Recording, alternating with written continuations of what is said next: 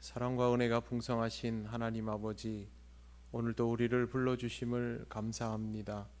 이 세상을 살아가면서도 항상 하나님이 함께 하심을 믿어야 하는데 많은 순간 하나님의 임재를 놓치며 살았음을 이 시간 고백합니다.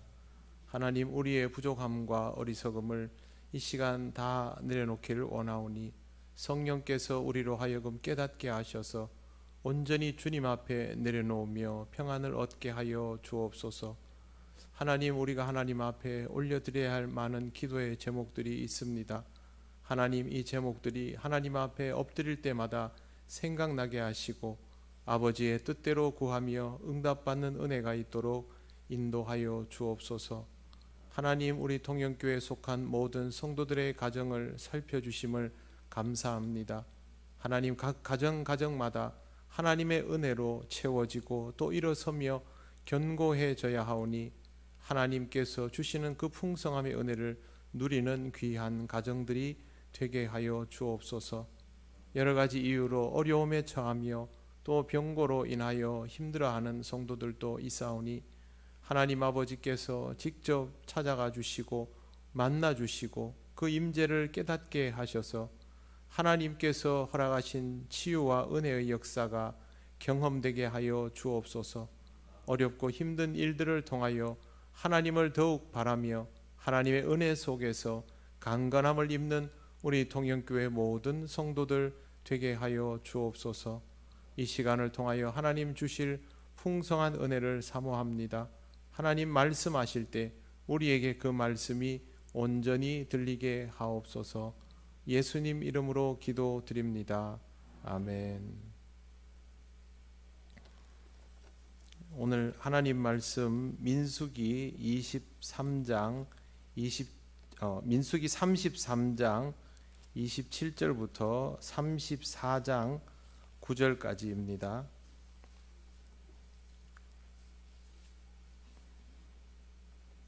틀렸습니까? 23장이죠. 예, 23장 27절부터 24장 9절입니다. 제가 설교 원고에다가 숫자를 잘못 썼습니다. 죄송합니다. 23장 27절부터 24장 9절까지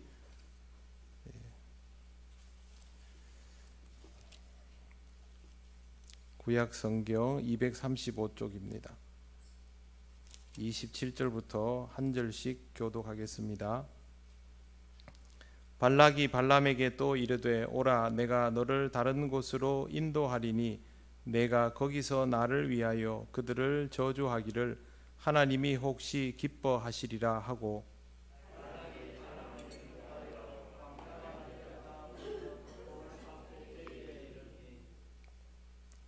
발람이 발락에게 이르되 나를 위하여 여기 7 제단을 쌓고 거기 수송아지 7마리와 숫양 7마리를 준비하소서.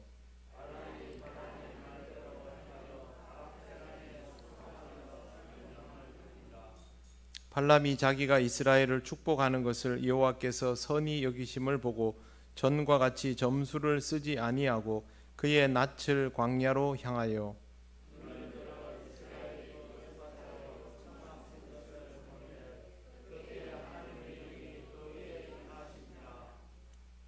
그가 예언을 전하여 말하되 부올의 아들 발람이 말하며 눈을 감았던 자가 말하며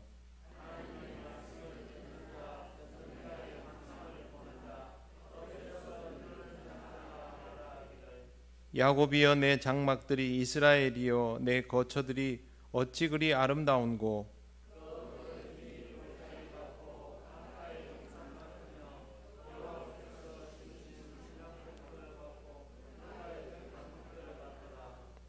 그 물통에서는 물이 넘치겠고 그 씨는 많은 물가에 있으리로다.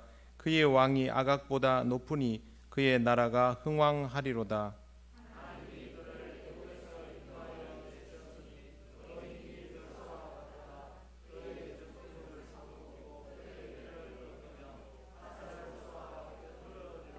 같이 읽겠습니다. 꿇어앉고 누움이 수사자와 같고 암사자와도 같으니 일으킬 자 누구이랴. 너를 축복하는 자마다 복을 받을 것이요 너를 저주하는 자마다 저주를 받을지로다. 아멘. 네, 오늘은 옆에 계신 분들에게 평안하소서, 평안하시길 바랍니다. 이렇게 한번 인사하시겠습니다.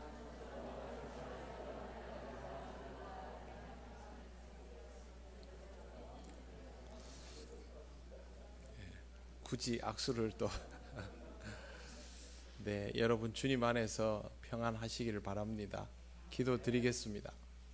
하나님 감사합니다. 오늘도 하나님 말씀을 우리가 함께 나눕니다. 전하고 듣는 우리 모두가 성령의 인도하심 아래에서 이 말씀의 의미를 온전히 깨닫는 은혜가 있게 하옵소서.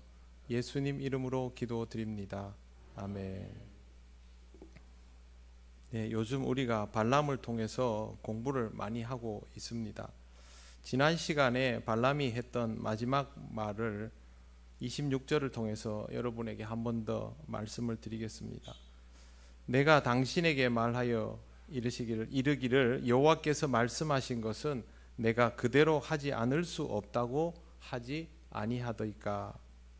결국 하나님께서 말씀하시면 그대로 이루어지게 되어 있다라는 뜻입니다. 그런데 발락은 포기를 못합니다. 하나님 앞에서 자신의 뜻을 굽히지 않는 사람에게는 어떤 일이 일어날까요? 그걸 발락을 통해서 우리는 또 볼 수 있습니다. 하나님은 그래도 발락을 굉장히 신사적으로 지금 대하고 있습니다. 발람이라는 매개체가 있어서 계속 전달이 되고 있기 때문입니다. 27절 발락이 발람에게 또 이르되 오라 내가 너희를 다른 곳으로 인도하리니 내가 거기서 나를 위하여 그들을 저주하기를 하나님이 혹시 기뻐하시리라 하고, 발락이 또 발람을 다른 곳으로 데려갑니다.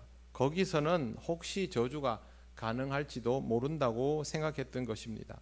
아마 이런 마음을 가졌겠지요. 내가 이렇게 계속 지속적으로 이러면 지성이면 감천이다, 이런 일이 일어나지 않을까. 내가 이토록 원하고 있으면 이스라엘의 하나님이 내 말을 들어주실 수도 있지 않을까, 이런 생각을 가지고 있었던 듯 합니다. 정성만 가득하면 된다라는 것은 하나님을 전혀 모르기 때문에 하는 행동입니다. 하나님에게는 정성보다 태도가 우선입니다. 태도와 방향이 잘못되어 있는 것은 아무리 정성을 다해도 소용이 없습니다. 지금 발락의 방향은 하나님에 대하여 역방향이지 않습니까? 하나님을 모르면 이처럼 엉뚱한 생각을 하게 됩니다. 내가 의지를 가지고 정성을 다하면 하나님이 혹시 나에게 승복되어 줄지도 모른다라는 이런 어이없는 생각을 하는 것입니다. 보통 이런 생각은 우상을 대할 때 나오는 착각입니다.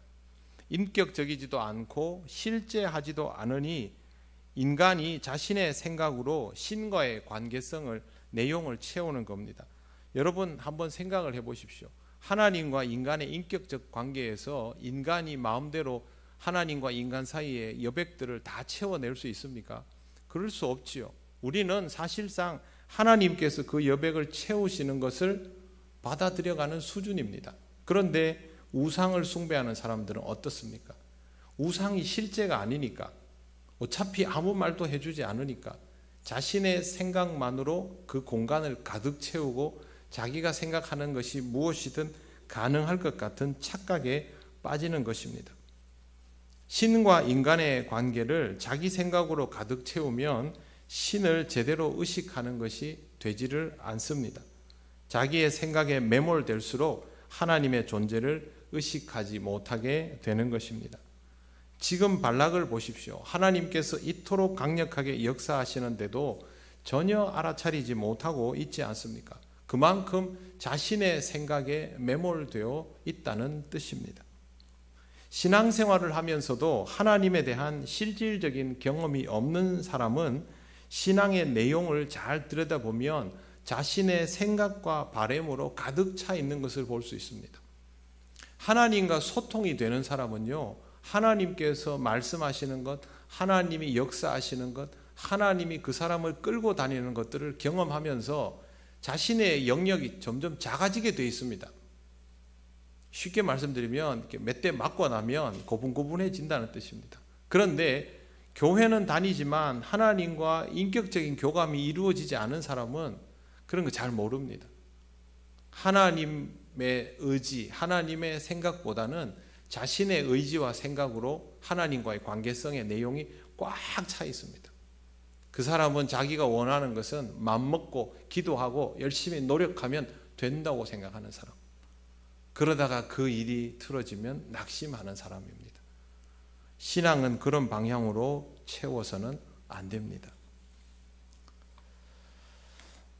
하나님을 모르고서는 신앙생활 자체가 굉장히 어려워집니다. 하나님은 인격적인 분이십니다. 그러니 소통을 통해서 우리로 하여금 깨닫게 하시는 것을 경험해야 합니다. 하나님이 우리에게 일방적이십니까? 그렇지 않지요. 지금 하나님이 발락을 대하는 것도 일방적이지 않지 않습니까? 발람에게 말하게 하고 계속 기회가 부여되고 있지 않습니까? 하나님이 우리에게 일방적이지 않으면 우리도 하나님에게 인격적이어야죠. 일방적이면 안 됩니다. 그래서 제가 예전에 한번 말씀드렸죠. 기도할 때 하나님 아버지, 시간이 별로 없는데 빨리 기도하려니까 그렇겠지만 하나님 아버지, 제가 오늘 무슨 일이 있는데 이것도 해주시고 저것도 해주시고 저것도 해주시고 막 주시고 하다가 예수님을 기도합니다. 아멘 이러고 딱 돌아서서 나가는 거죠. 하나님이 이제 막 말씀하시려 하는데 나는 내 할 말 다 했으니까 가는 거죠. 그러면 기도가 안 됩니다. 기도는 하나님, 제가 이것을 원하고 바라는데 이것이 하나님의 뜻에 합당한 것이면 들어주시고, 그렇지 않다면 저로 하여금 이 일을 통하여 하나님의 뜻을 알게 하옵소서. 저는 이게 정말 이루어지면 좋겠지만 그러나 하나님이 이루시는 것이 저에게 은혜임을 깨닫게 하소서. 이런 식이어야 기도가 되는 겁니다. 일방통행하지 마십시오. 하나님과는 교류를 해야만 합니다. 내 생각과 바람에 너무 집중하지 마시고 나의 주변에서 내가 경험하는 상황을 통해서 역사하시는 하나님을 발견해야 됩니다. 이것이 될 때 우리가 어리석음에서 조금씩 벗어날 수 있습니다. 의지와 열의를 불태우는 것이 나쁘지는 않습니다. 그러나 이것이 하나님 앞에서 방향이 올바라야 하기 때문에 의지와 열의를 불태우는 것을 잠시 멈추시고 하나님의 임재하심을 경험하는 일에 더 주목하시기를 바랍니다. 발람은 변했는데 발락은 그대로이지요. 둘이 같은 자리에 계속 있으면서도 이렇게 사람은 다를 수 있습니다. 결국 발락은 같은 일을 반복하고 발람은 이제 발락에게 똑같은 일을 그대로 얘기합니다. 제사를 또 드리기 위해서 부올 산꼭대기에 올라가니까 그대로 옛날처럼 숫양을 가져다가 제사를 드리라고 이야기를 합니다. 그렇게 하면서 제사로 23장이 마무리가 되고요. 24장 1절을 보십시오. 발람이 자기가 이스라엘을 축복하는 것을 여호와께서 선히 여기심을 보고 전과 같이 점수를 쓰지 아니하고, 이렇게 되어 있습니다. 원래 성경에는 발람이 주술을 사용했는가에 대한 기록은 없습니다. 그런 이제 주술사, 사실상의 복술사였다라고 되어는 있지만 구체적으로 그런 내용은 없었는데, 이 말씀에 보면 전과 같이 점수를 쓰지 아니하고 라고 되어 있죠. 그 말은 발람이 그전에는 점수를 사용해서 점을 쳤던 사람이라는 뜻입니다. 그런데 이제는 그것을 완전히 내려놓았습니다. 그 다음에 보시면 그의 낯을 광야로 향하여 라고 되어 있습니다. 광야는요, 이스라엘에게 아주 특별한 의미가 있는 땅입니다.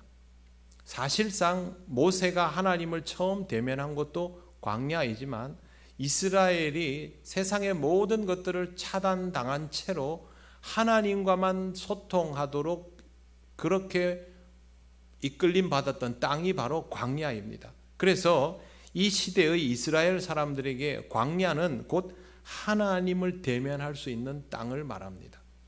결국 낯을 광야로 향했다라는 말은 발람이 자신이 그동안 익숙하게 사용해 오던 그 점수를 완전히 내려놓고 하나님을 대면하기로 마음먹었다라는 뜻입니다. 이제 발람은 하나님을 제대로 의식하기 시작하면서 하나님을 향하여 서게 된 것이죠. 하나님이 어디에서 일하시는가, 하나님이 어떻게 일하시는가에 대해서 관심을 가지며 하나님에게 초점을 맞추기로 변해가는 사람인 것입니다.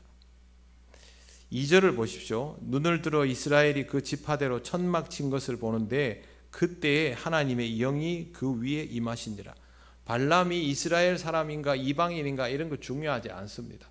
그가 자신의 기술을 버리고 하나님과 대면하기 위해서 낯을 광야로 향하니까 하나님의 영이 그에게 임하셨습니다. 혈통적인 의미는 전혀 없지요. 하나님은 하나님을 바라는 자에게 임재하여 주시는 분입니다. 그러니 이런 태도가 중요한 것이지 그가 이스라엘인인가 아닌가 그거 중요하지 않습니다. 그가 과거에 점수를 사용했던 사람인가도 문제되지 않습니다. 왜? 지금 그는 하나님만 바라보고 있는 것이죠. 이 땅을 살아가면서 하나님 아버지의 마음이 어떠한가, 하나님의 뜻이 어떠한가를 알고 싶다면, 하나님께서 쓰시는 도구가 되고 싶다면 낯을 하나님께로 향하여 드시기를 바랍니다. 그러면 하나님은 말씀하여 주십니다. 어떻게 하면 이걸 할 수 있을까? 연습할 수 있는 방법이 있습니다. 성경을 읽으면서 이 말씀을 통하여 하나님은 나에게 무엇을 알려주고 있는가를 생각하시기 바랍니다. 성경에서 우리가 먼저 습득하는 것은 정보이죠. 그런데 실제로 중요한 것은 그 정보를 통하여 하나님이 지금 나에게 무엇을 말씀하시는가를 깨닫는 일입니다. 내가 만나는 사람들을 통해서 그 사람과 만나고 있지요. 그 사람과 대화하고 있고 그 사람과 일하고 있고 뭐 여러 가지 일들이 그와의 관계성 속에서 이루어지고 있을 때에 이 생각을 하십시오. 하나님은 이 사람을 통하여 나에게 무엇을 말씀하시는가? 나에게 무엇을 알게 하여 주시는가? 그걸 생각하시길 바랍니다. 저 사람이 좋은 사람인가 나쁜 사람인가 필요한 사람인가 필요 없는 사람인가 그런 것도 당연히 생각을 하게 되겠지만 우리에게 정말 중요한 것은 하나님께서 저 사람을 통하여 나에게 무엇을 말씀하시는가입니다. 그리고 상황을 통하여서도 마찬가지입니다. 이 상황을 통하여 하나님은 나에게 무엇을 말씀하시는가? 상황만 보지 마시고 그 상황 속에서 하나님이 나에게 말씀하시는 것을 들으려 해야 합니다. 사건을 경험하면서도 이 사건을 통하여 나에게 이런 일이 일어났는데 이 일이 나에게는 어떤 의미인가? 하나님은 나에게 무엇을 말씀하시는가? 그걸 보시기를 바랍니다.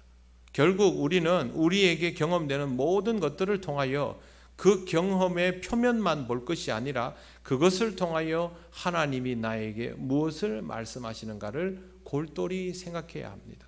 그리고 그 길에 성경을 읽는 것과 기도 드리는 것이 따라가야 합니다. 이걸 해도 잘 모르겠는데요. 이걸 한번 해가지고 다 알 정도면 우리가 모세지요. 알 수 없습니다. 여러분 어떻게 이게 쉽겠습니까? 여러분의 인생의 소중한 답이 여러분의 지평이 열리는 그 길이 어떻게 쉽고 간단하고 명료하겠습니까? 우리가 가지고 있는 감정도 복잡한데 나의 판단도 하루에 수십 번 수백 번도 계속 바뀌는데 이게 쉬울 리 없습니다. 그렇기 때문에 우리는 더더욱 하나님이 나에게 무엇을 말씀하시는가에 골똘해야 되고 여기에서 얻고자 하는 답들을 틀릴 때가 더 많지만 그럴수록 더 하나님께로 나아가야 합니다. 그래서 말씀드린 이 네 가지를 잘 기억하시길 바랍니다.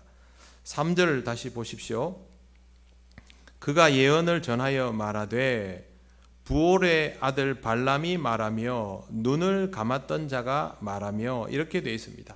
자, 여기에서 3절 4절이 굉장히 중요한데요. 이게 뭐냐면 발람이 가지고 있는 자기의 정체성입니다.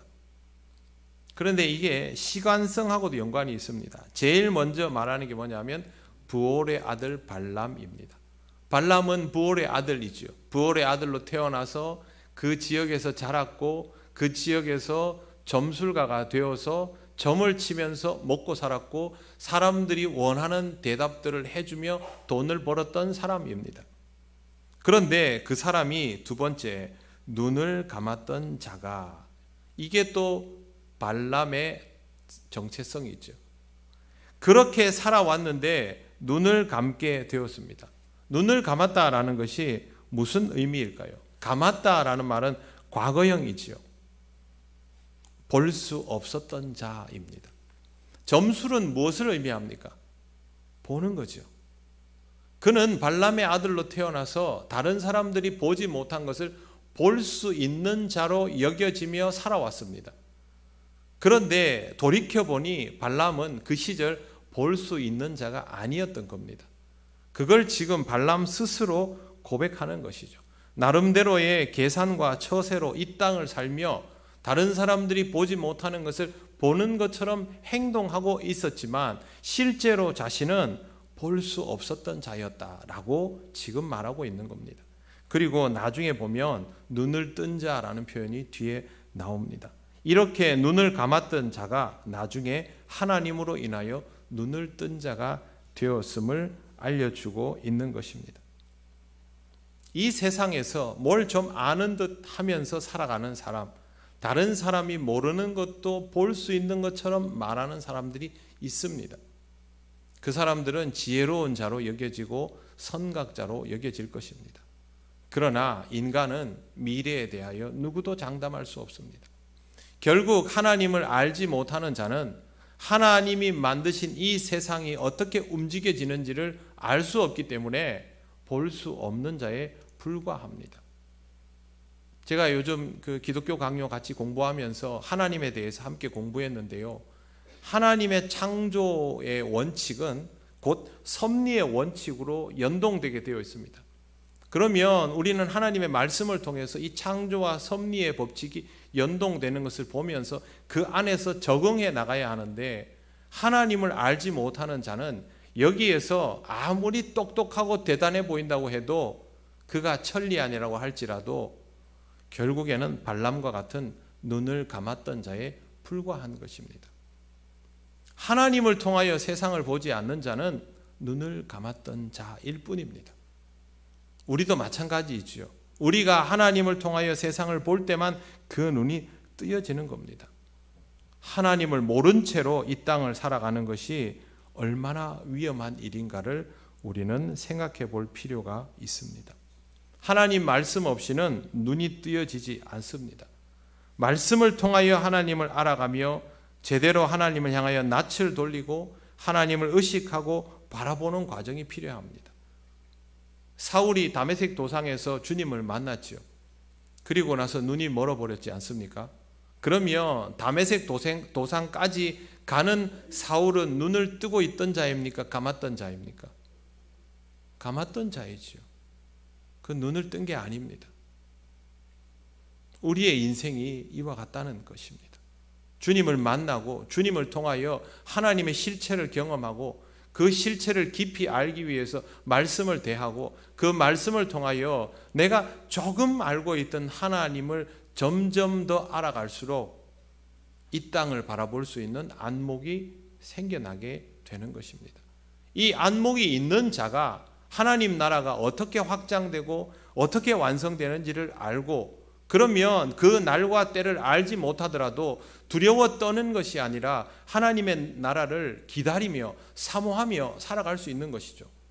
그런데 하나님을 알지 못하고 하나님의 말씀을 알지 못하는 자는 하나님을 아는 듯 하나님 나라를 기다리는 듯 하여도 두려워 벌벌 떨다가 이단에게 미혹돼서 시한부 종말론자로 자신의 인생을 허비하면서 그렇게 살지 않습니까? 하나님은 바로 알지 않으면 소용이 없습니다. 이 땅을 살아가기에도 부족한 인생이 되어버리는 것입니다. 여러분, 하나님의 말씀을 통하여 눈을 감았던 자의 삶에서 눈을 떠가는 자의 삶으로 변해 나가야 합니다. 그래서 발람이 말을 그렇게 딱 하고 있지 않습니까? 4절 딱 시작해 보십시오. 3절 마지막에 눈을 감았던 자가 말하며 4절 시작에 하나님의 말씀을 듣는 자라고 먼저 표현하고 있는 이유가 바로 여기에 있습니다. 성경을 읽고 그 성경의 의미를 정보를 먼저 가지고 그 정보를 통해서 그 말씀의 의미를 깨닫는 일을 게을리하지 않도록 하시기를 바랍니다. 요즘 제일 문제가 되는 것이 그리스도인이 성경을 너무 모릅니다. 그리고 알면 정보를 아는 수준입니다. 그러니까 이단을 만나면 쩔쩔매는 것이죠. 여러분이 이단보다 성경의 정보를 더 많이 알아야 되는 게 아닙니다. 그거는 모를 수도 있습니다. 그러나 여러분은 성경에 대하여 기본기가 충실해야 됩니다. 하나님이 어떤 분인지, 예수 그리스도가 어떤 분인지, 성령님이 어떤 분인지, 어떻게 일하시는지 정도는 알아야 됩니다. 하나님의 말씀을 듣는 일을 정말로 중요하게 생각하시고 여러분의 일상에 차곡차곡 채워나가시기를 바랍니다. 그 다음에 나오는 게 전능자의 환상을 보는 자입니다. 이것은 하나님께서 보여주시는 묵시를 보는 자라는 뜻입니다. 그런데 이 묵시는 하나님의 말씀 없이는 확인이 불가능합니다. 계시 또는 묵시, 계시는 드러내어 알린다라는 뜻이고요. 묵시는 지금 일어나는 일들의 의미를 알린다라는 뜻입니다. 결국 우리가 그냥은 알 수 없는 것에 대하여 하나님께서 알게 하신다는 것인데, 우리는 이 묵시에 대해서 항상 무슨 신비적인 경험을 통해서 깨닫게 되기를 바랍니다. 무슨 로또 맞는 것처럼 생각합니다. 이 좋은 말씀을 놔두고 왜 먼 길을 둘러서 갑니까? 이 말씀을 바로 이해하고 있으면 여러분의 삶 속에 드러나는 하나님의 묵시가 읽혀지는데요. 그래서 이 말씀도 동일합니다. 환상을 보려고 하지 마시고요. 뜬구름을 잡으려 하지 마십시오. 하나님께서 여러분에게 정말 말씀하여 주시는 것은 여러분이 신앙적인 기본기만 탄탄하면 구별하여 들을 수 있습니다. 그러나 그게 되어 있지 않으면 진짜와 가짜를 구별하지 못합니다. 최근에 이단 사이비들 얘기 계속 나오지 않습니까? 그 사람들 다 뭐라 그럽니까? 거기 가면 내가 원하는 것을 말해주더라. 내가 보고 싶어하는 기적과 능력을 보여주더라. 병이 다 낫는다 하더라. 그런데 그분들 뭐라 하냐면요, 지금 탈퇴를 했는데 병을 고친 거는 맞다 이럽니다. 한쪽에서 거기서 탈퇴한 간부가 사기라고 얘기를 하는데도 그걸 믿고 있습니다. 성경 말씀을 똑바로 이해하지 못하면 여러분 절대 이단 사이비를 구별 못합니다. 교단에서 이단이라고 판정 내려야 이단입니까? 내리기 전에 알아야 됩니다. 내릴 때까지 기다리면 30년 걸리면 어떡합니까? 깨어 있어야 합니다.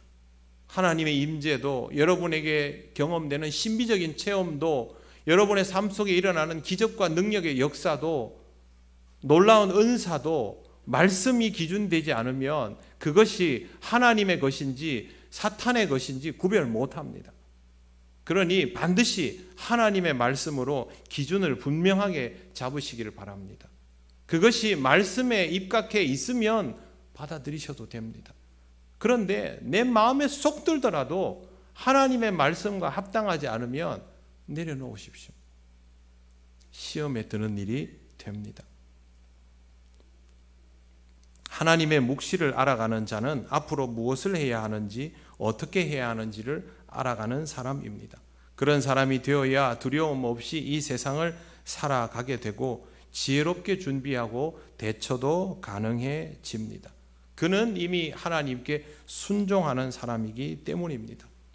그 다음에 나오는 엎드려서 눈을 뜬 자라는 표현이 있습니다. 4절의 마지막에 나오는 엎드려서 눈을 뜬다라는 말은요, 굉장히 다양하게 쓰여집니다. 떨어진다, 무너진다, 전투 중에 쓰러진다, 이런 의미도 있는데, 본문에 나오는 엎드려진다라는 말은요, 어떤 힘에 의해서 푹 꼬그라지는 것을 뜻합니다.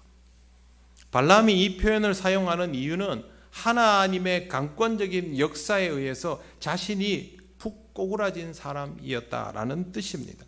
발람이 하나님의 영이 임하고 그 말씀을 들으며 하나님의 이상을 보게 되었을 때 자신도 어찌할 수 없는 강한 능력에 떠밀려 넘어진 엎드러진 상태라고 자기를 그렇게 고백하고 있는 것입니다. 눈을 뜨고도 세상을 보지 못하던 자가 이제는 꼬꾸라져 버렸지만 눈을 뜬 자가 되었습니다.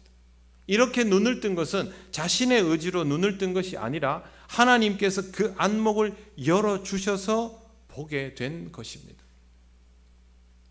이스라엘 유대인들의 입장에서 보면 사울이라는 사람은 마음에 들었지만 바울이라는 사람은 무기력한 인물이죠. 그러나 그렇게 이끌림을 받는 삶이 되었던 바울은 이제 진짜 눈을 뜬 자 아닙니까? 그리스도인은 그렇습니다.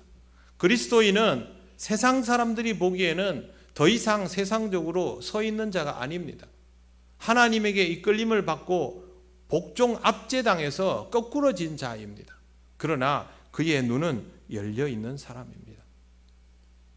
내 마음대로 되지 못해도 상관없습니다. 여러분, 눈을 뜬 자가 되어야 합니다. 우리는 하나님께서 말씀하여 주시면 그 말씀을 따라서 나아갈 수 있는 자가 되어야 합니다. 발람은 지금 자기 인생이 어떻게 변해왔는지를 잘 얘기해 주면서 자기의 정체성을 말하고 있습니다.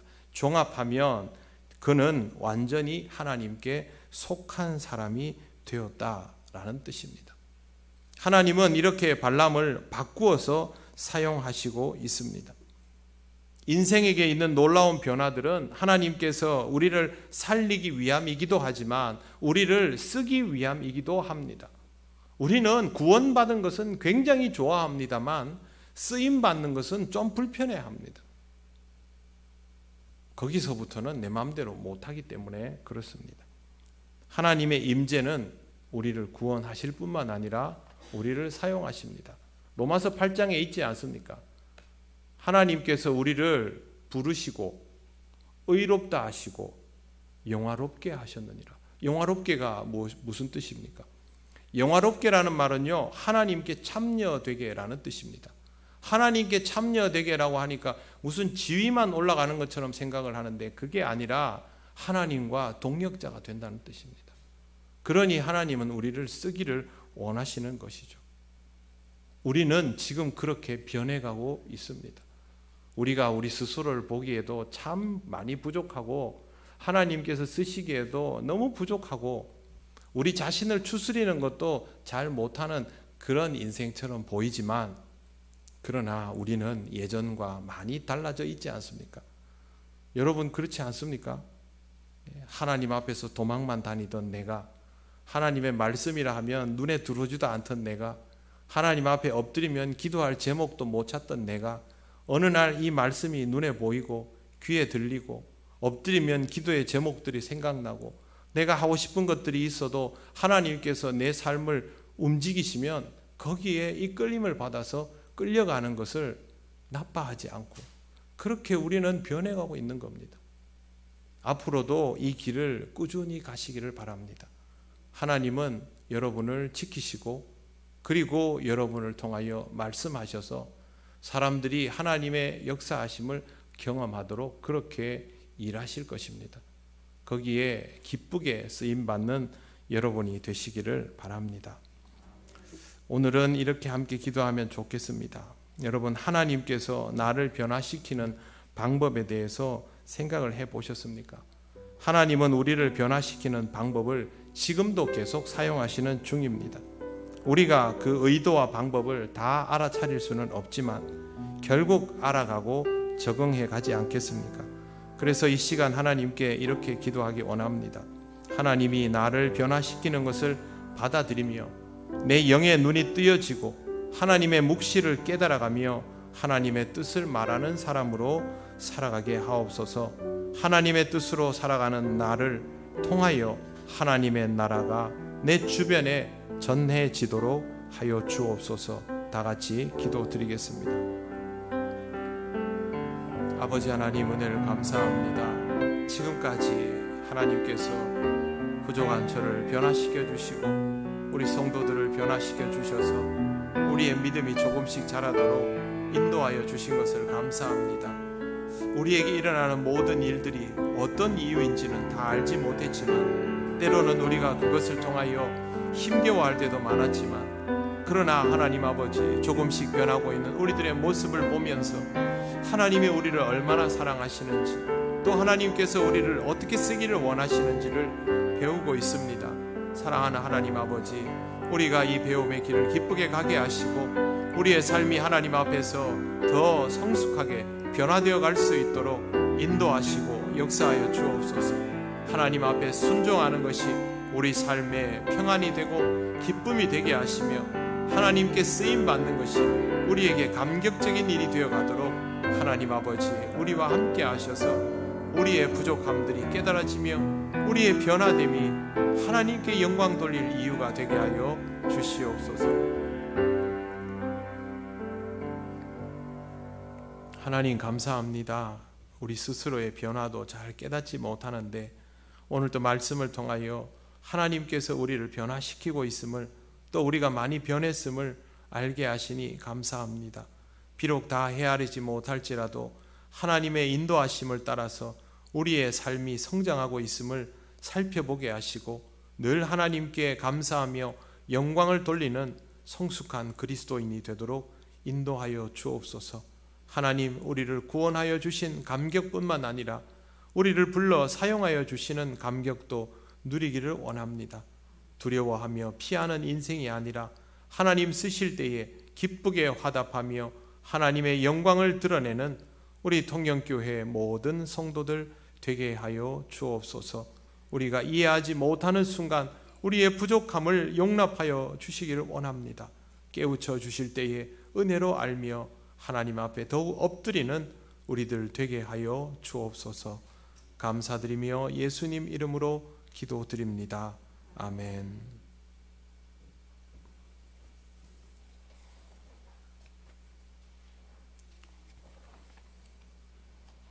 네, 교회 소식 전하겠습니다. 사순절을 네 번째 주일을 지나고 있습니다. 여러분의 신앙을 잘 점검하시고 또 말씀 묵상과 이웃사랑의 생활을 실천해 나가시기를 바랍니다. 이 남선교회 야유회가 이번 주 토요일 오전 7시에 교회에서 출발하며 장소는 순천 일대입니다. 세례 대상자 신청을 받고 있습니다. 세례 원하시는 분들은 사무실로 신청해 주시고 일정에 따라서 교육에 참여해 주시기를 바랍니다. 다른 광고는 주보를 참조하시기 바랍니다. 이제 우리가 다 같이 주님께서 가르치신 기도를 올려드립니다. 하늘에 계신 우리 아버지, 아버지의 이름을 거룩하게 하시며 아버지의 나라가 오게 하시며 아버지의 뜻이 하늘에서와 같이 땅에서도 이루어지게 하소서. 오늘 우리에게 일용할 양식을 주시고 우리가 우리에게 잘못한 사람을 용서하여 준 것 같이 우리 죄를 용서하여 주시고 우리를 시험에 빠지지 않게 하시고 악에서 구하소서. 나라와 권능과 영광이 영원히 아버지의 것입니다. 아멘.